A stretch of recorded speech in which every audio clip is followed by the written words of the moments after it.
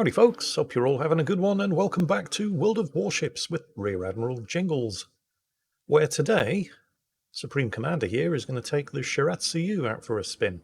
Tier 7, Japanese destroyer. Obviously there are two different lines of Japanese destroyers. The Shiratsuyu sits in the torpedo boat category rather than the gunboat category, although down here at Tier 7 there really isn't that much of a difference between them. It's traditional in these World of Warships videos for me to give you a basic rundown of the ship that we're looking at the start of the battle, and I'll try to do that today, although I may have to take a break to comment on the sheer stupidity that you're going to be seeing in the first few minutes of this battle. It really is quite special.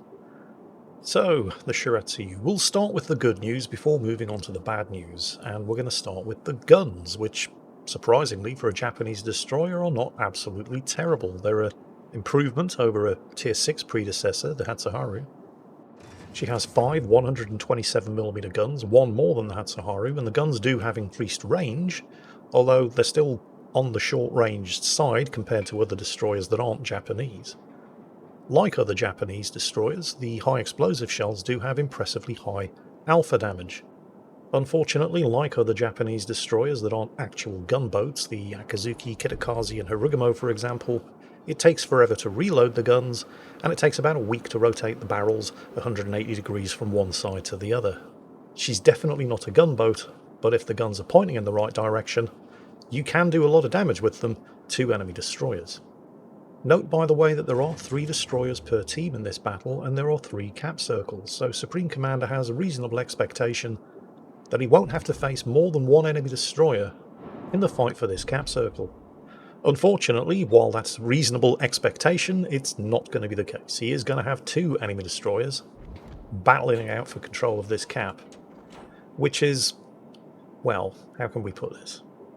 Clearly there's one right up ahead there. We can see the smoke screen. You'd think that with 2 destroyers contesting this cap at Alpha, and 1 enemy destroyer, spoiler alert, the T-61 contesting the cap at Charlie, that the team would have no problem whatsoever taking the central cap at Bravo unopposed. And they will take that central cap unopposed, but they're not going to hold on to it for very long. Meanwhile, back here at Alpha, Supreme Commander does not yet realise that he has 2 enemy destroyers to face, but he does have a couple of things going for him. He has the best stealth. Well, okay, he has one thing going for him. He has the best stealth. In the negative column, he doesn't have a smokescreen, because at Tier 7, the Japanese destroyers have to choose between a smokescreen or a torpedo reload booster, and he has picked the reload booster. And the Shiratsuyu is also really, really slow. It only has a base top speed of 34 knots. There's the Minakaze. He has the stealth advantage, but it's only going to last a couple of seconds. There you go, he's been spotted.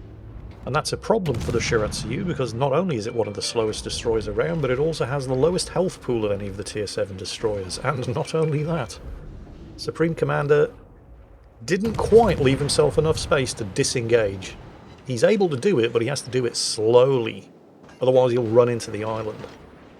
Fortunately, the ships shooting at him don't appear to be terribly good at shooting, and also the Minakaze panicked and dumped his own smokescreen, and he was the one spotting him, so he was able to successfully disengage.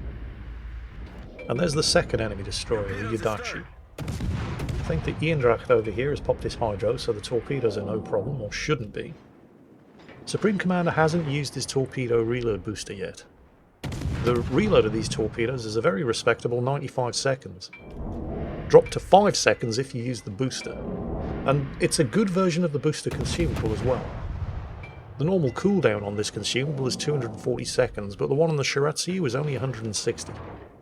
And he's managed to score a torpedo on something with his first wave of torpedoes, but check out the New Orleans. I did say there was going to be a large amount of stupid in the first couple of minutes of this battle. The 2 enemy destroyers getting spotted and panic dropping smoke and then failing to successfully stay inside the smoke isn't stupid, it's just people panicking. There goes the reload booster. Torpedoes away against the New Orleans. No, the New Orleans is... yeah, this is where the stupid starts. Not quite as bad as I initially thought, because I keep thinking of the New Orleans as a Tier 8 cruiser. It's not, and it hasn't been for a couple of years. And so I was wondering, why doesn't he use his radar? Well, he doesn't have radar because he's Tier 7. He's broadsiding himself, hang on a second, there it is, against this island. In front of an Emerald, a Shiratsuyu, an Eindracht, and a Prinz Heinrich. Yes, the new German battlecruiser. And because he had an island blocking his escape route, although he doesn't now, but he's continuing to give broadside, his choices were continue to give broadside or sail towards the guns shooting at you. Neither of which were good options. And so he got exactly what he deserved. Honestly, no idea what the New Orleans was expecting to happen there. Unless that is what he was expecting to happen, in which case, well done. Got exactly what he wanted. Which is good, because it's also exactly what he deserved. Speaking of dumb decisions, the Minakaze has picked this moment. He was undetected, and he picked this moment, basically doing a reverse of what the New Orleans did. With an island blocking his retreat, picked that moment to announce his position by shooting at somebody. And he's getting exactly what he deserves as well. Sadly, he is going to get away with it, but not for long, and for exactly the same reasons. Meanwhile, the Yadachi just popped up. Again, I don't know what it is with these destroyers, who are undetected, and then choose to get into gunfights with secondary battleships, cruisers and other destroyers while in open water with nowhere to hide. Although it should be noted that despite the fiasco unfolding for the enemy team over on this flank, they have managed to prevent Supreme Commander's team from taking this cap. They are in the process of taking back the central cap at Bravo, and they have managed to get 5 kills for the loss of only 1 Tier 7 heavy cruiser. Although if the captain of that Tier 7 heavy cruiser had been capable of thinking and breathing at the same time, they wouldn't even have lost that. The Yadachi, however, yeah, his engine's been knocked out. Which you'd think would make it easy for him to stay inside his smokescreen. But he's not only mostly wasted that smokescreen, but he's also wasted the engine boost that he had running before he got his engine knocked out, and doesn't appear to have a last stand skill. So by virtue of having his engine knocked out, he finally slowed down enough for the smokescreen to save him, and then used the damage control to fix the engine with the engine boost running, so he's now no longer enjoying the benefit of the smokescreen, and the Prince Heinrich secondaries finished him off. Now, with the enemy team up by 300 points and in possession of 2 of the caps, Supreme Commander's team is finally, and hopefully permanently, taking control of one of the cap circles. Now, hold that thought, because we're about to see the Minakaze again. This is the guy who thought it was a good idea to open water gunboat when pinned up against an island with nowhere to run to, and now he thinks it's a good idea to open water gunboat while stationary on 254 health. It wasn't. I know that a lot of you look forward to watching these World of Warships videos with, how can we put it, mixed feelings. Because while you enjoy watching the battles, you can't help but worry that maybe one day when I'm shining the spotlight on players like the New Orleans, the Yadachi and the Minakaze, one day it might be you. Honestly, don't worry about it. I'm not saying they're idiots, I'm saying they made idiotic decisions. And it happens to all of us. I can guarantee you that the people who send these replays in, like Supreme Commander here, he's not sending in the replays where he makes all the dumb decisions. Those ones he keeps to himself. Everybody makes stupid decisions, particularly in the heat of battle, particularly when they're under a lot of pressure. Of course, that doesn't mean I'm not going to point and laugh when stupid decisions get made and I see it happening, because it's funny. It's one of the reasons why you don't see my replays. Anyway. Well, things aren't looking completely terrible. Okay, I'm just trying to be nice. It is actually looking pretty terrible. Do you remember earlier when I was pointing out how bad the scores were? Supreme Commander's team actually had more points then than they do now. The enemy team have more. They're now 400 points up, not 300 points up, although they have just lost a ship once again to the Prince Heinrich secondaries, although as quickly as that happened, they're straight back down, and even worse off than they were before, as the Normandy, who finished off the Gneisenau, falls victim to the Gneisenau's torpedoes. And Supreme Commander is once again in trouble, because he is spotted.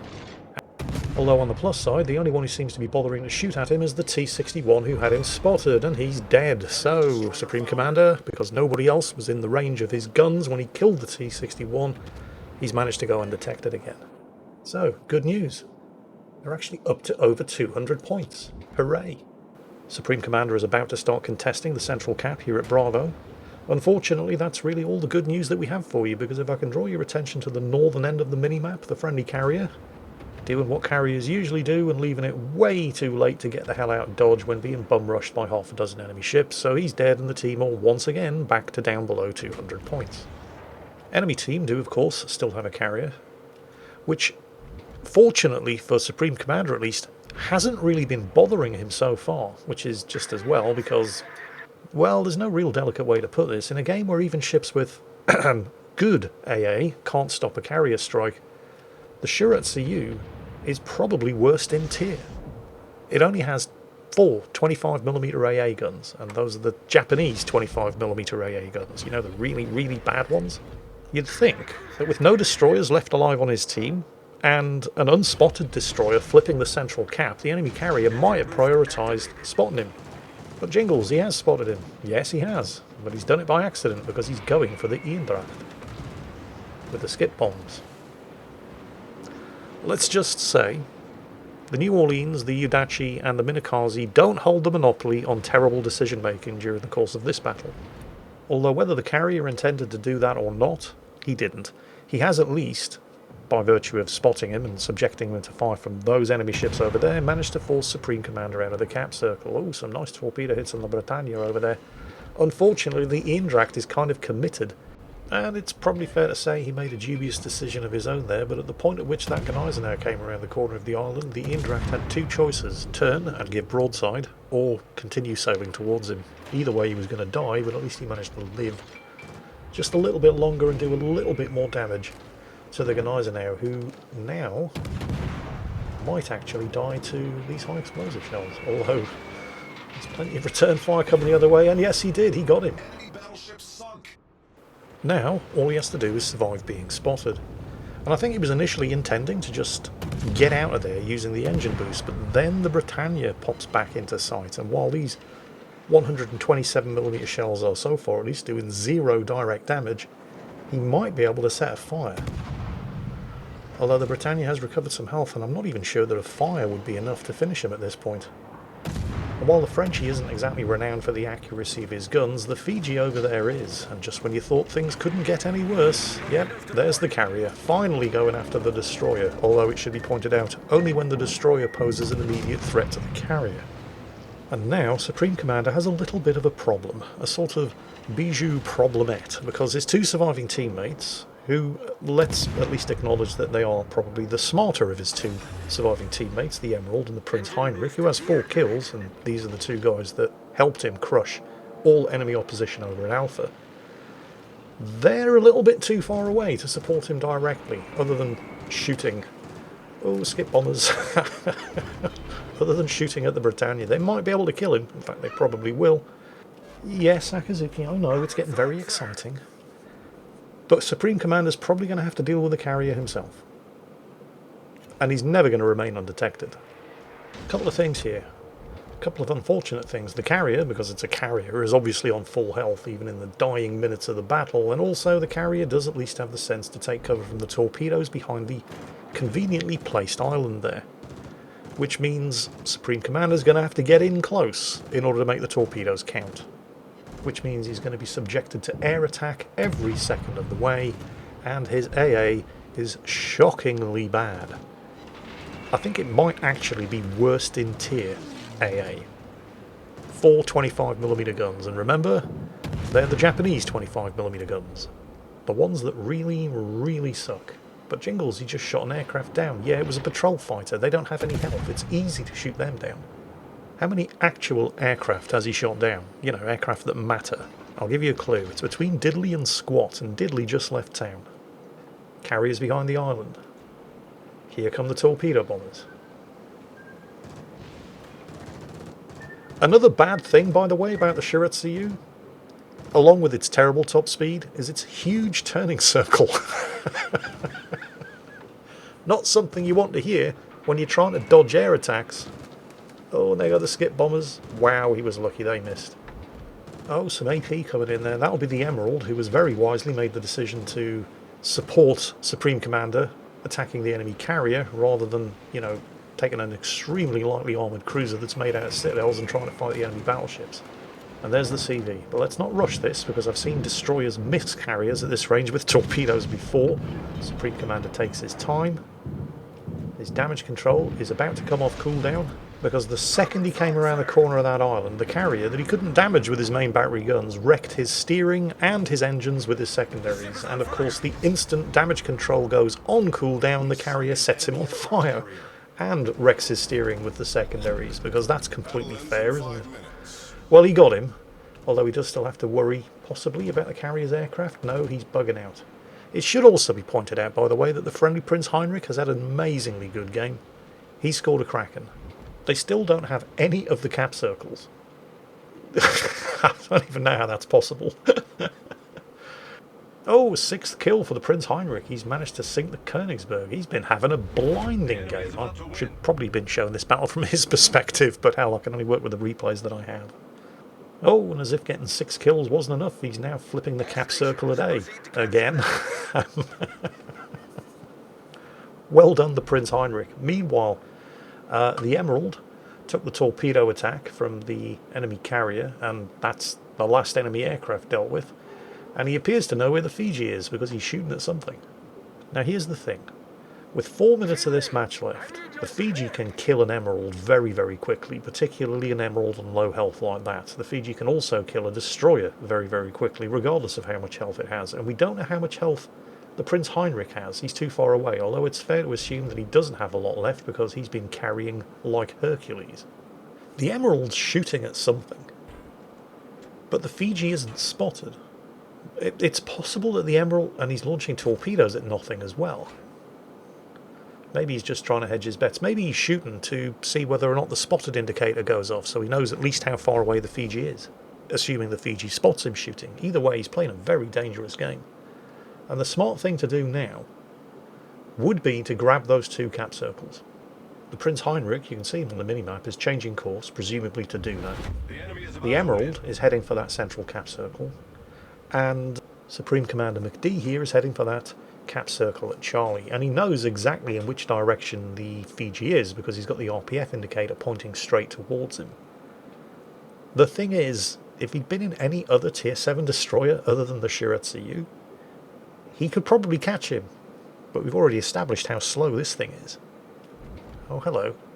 Ah, there's a smoke screen over there. That's what the Emerald's shooting at. Oh, yeah, that's not actually quite as dumb as it first appeared, because if the Fiji's inside the smoke screen, he's not going to see anybody shooting at him. Of course, if he's not in the smoke screen, if he's using the smoke screen as a decoy, the Emerald could be in a lot of trouble. But he's inside that central cap. Supreme Commander's inside the 3rd cap, so there are no more points coming in for the Fiji. But he is still 300 points ahead. And with nearly 2 minutes of the match remaining, I don't think there's going to be enough time for them to win on points, even if they take all 3 of the caps, because first they have to take all 3 of the caps. You know, it doesn't happen immediately. So he has to be hiding behind that island. It's the smart place to be. The question is, can they spot him and kill him before the match timer runs out? They now have less than 2 minutes. They've got all 3 of the caps, but I'm pretty sure that even with 3 caps under the belt, there isn't enough time remaining for them to make up the points difference. So it's all just a question of how greedy the Fiji is to get a kill. There's a GG there in chat from the T61, but they haven't done it yet. The Emerald is still firing blind, trying to give his position away and troll the Fiji into giving his position away. He's definitely lurking behind that island. We're coming up to...